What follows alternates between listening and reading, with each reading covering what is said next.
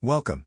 My name is Christopher Peter. There is not a person out there that will willingly acknowledge that they may be to some degree influenced by their emotions or personal biases. That is part of being human.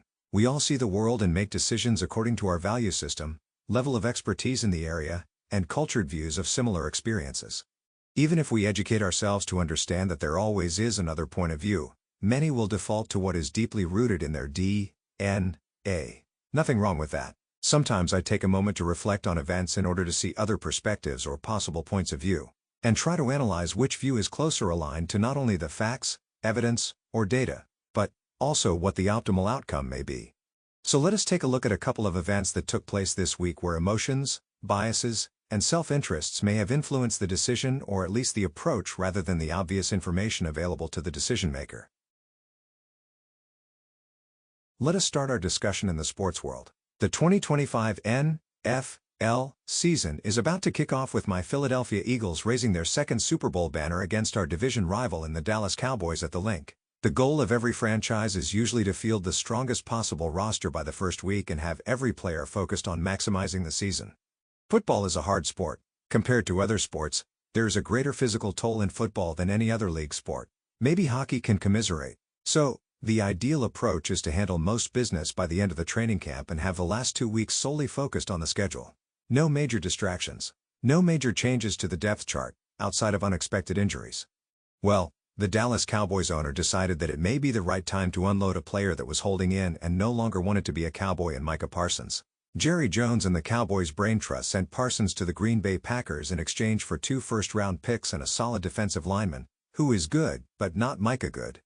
The Cowboys have become well known for not handling their negotiations in a timely manner, but usually they get the deal done, or they make the decision during the offseason. As many pundits stated, this one felt much different.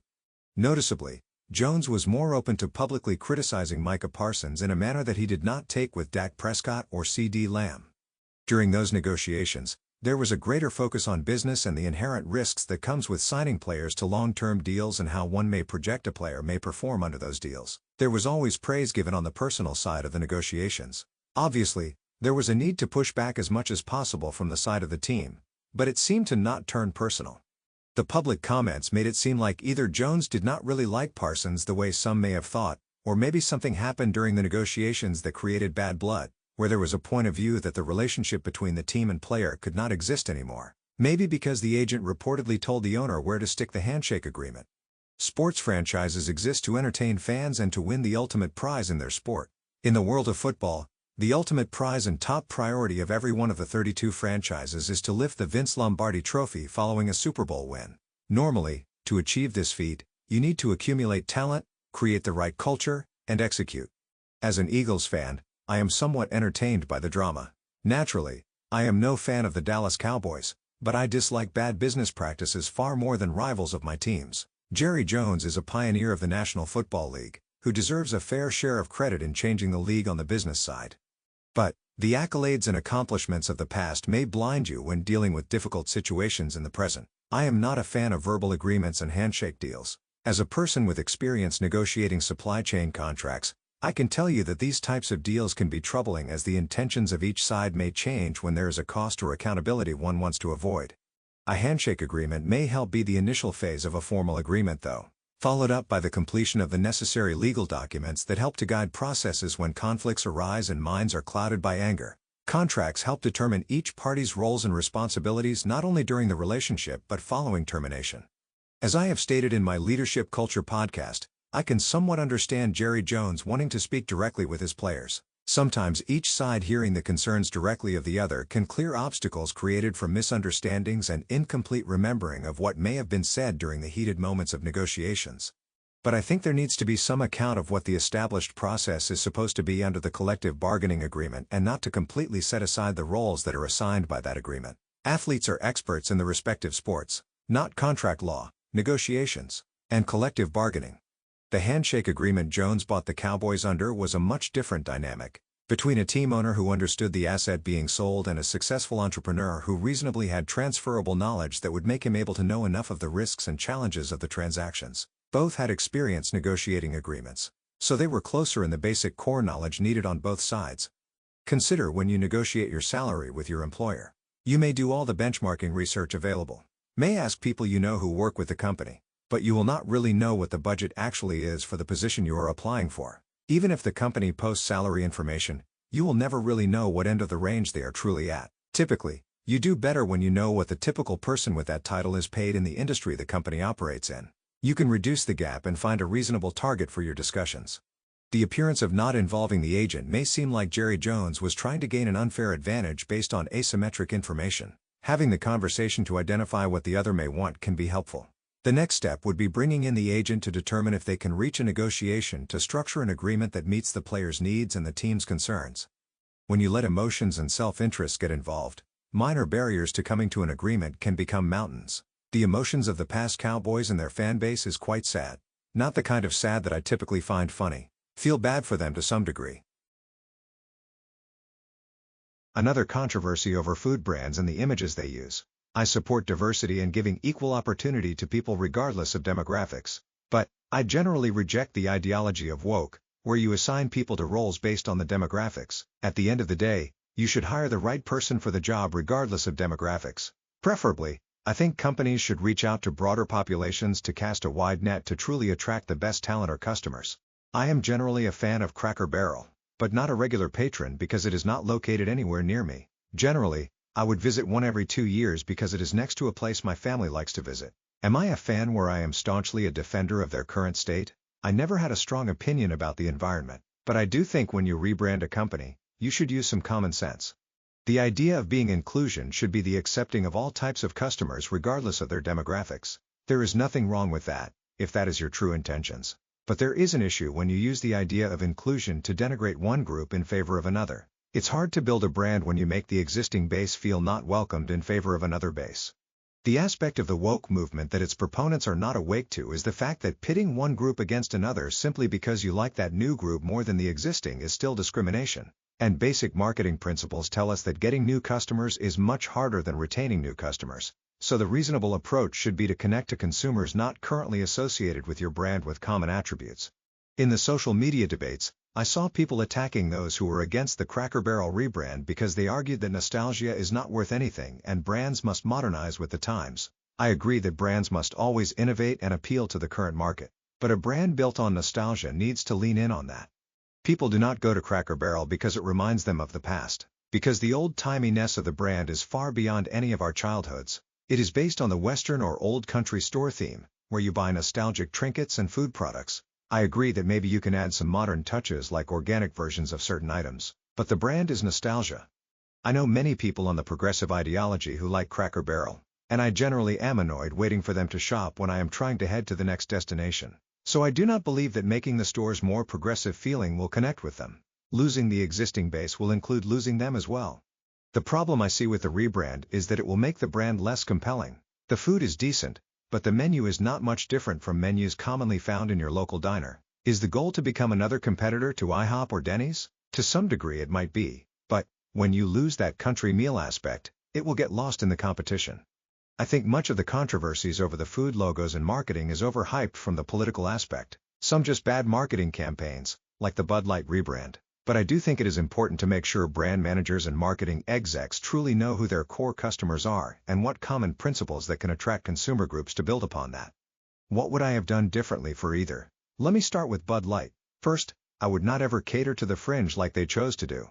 Either fringe, by the way. Rather focus on commonalities. For instance, an idea for a commercial could be having a blue-collar trade worker enjoying a beer at a local sports bar. In comes a working professional in a business suit. Both support the same team and both order a Bud Light. Two people from stereotypical different worlds connecting around sports and a common taste around Bud Light. Maybe then start advertising Bud Light to working professionals in commercials with more trendy events beyond the college-age crowd to more professional crowds. Maybe having a wedding where there's a wedding toast with Bud Light featuring that same trade worker and businessman.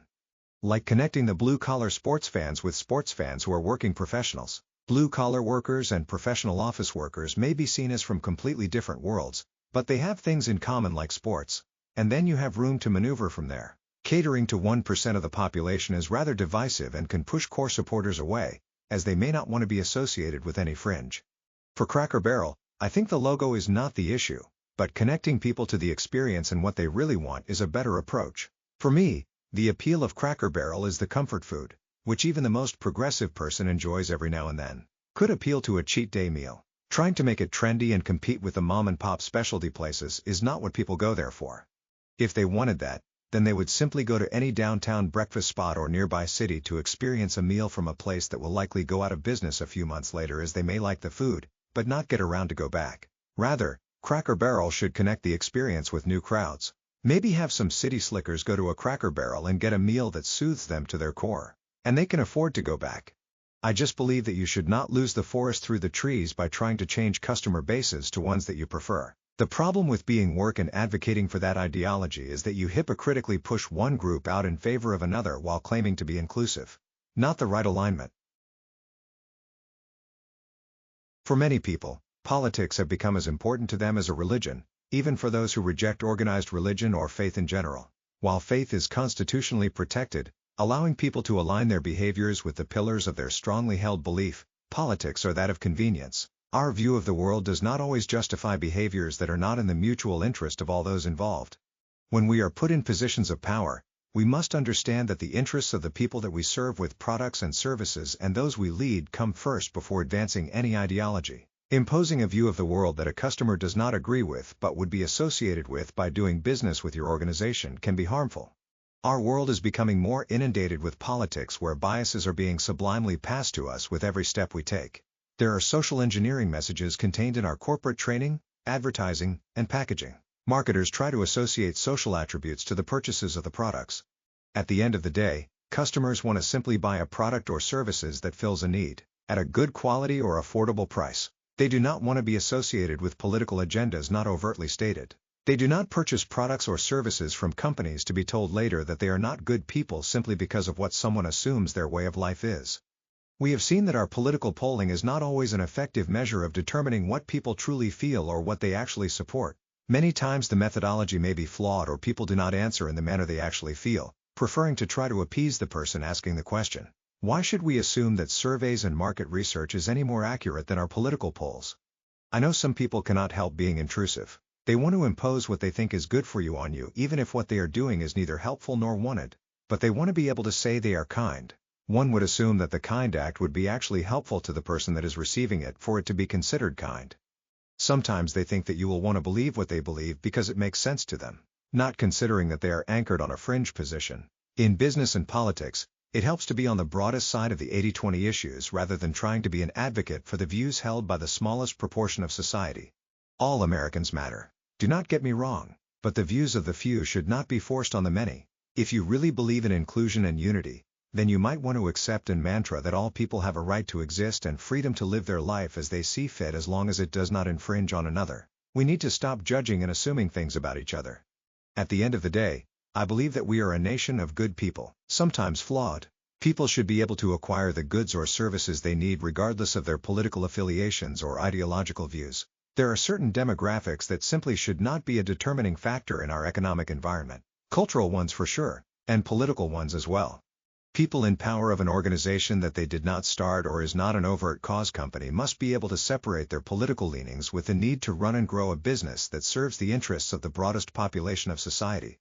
Cannot do that by catering to the fringe. People have trouble separating themselves from situations. People who found success doing something their way may not always be willing doing business a different way that is prescribed by negotiated terms. People who view the world one way or another may not take the time to realize that there are others' views that are worth considering before making a final business decision. The business climate can be challenging enough, and inserting ideology or self-interest into every transaction can make things more burdensome. The world does not revolve around any individual or group. Even the most powerful people in business realize the need to make others happy. Customers should not have to consider what a company thinks of them before buying a product. Loyal customers may find it completely distasteful when the attitude of the leadership of a brand they patronized for years views them negatively. You cannot fix that with a coupon. When we are guided solely for appeasing our self-interest or political leanings, we are going to miss the bigger picture or create obstacles that do not need to exist. The avoidable consequences are the cost of being blinded by our constructs. Always take a step back and see what the big picture is telling you and what is right for the broadest population. A big thank you to all of you who experienced the Christopher Peter Review, our podcast episodes, or our blog posts. Please remember to continue to visit www.crcreview.com for more content, and do me a favor and like and subscribe.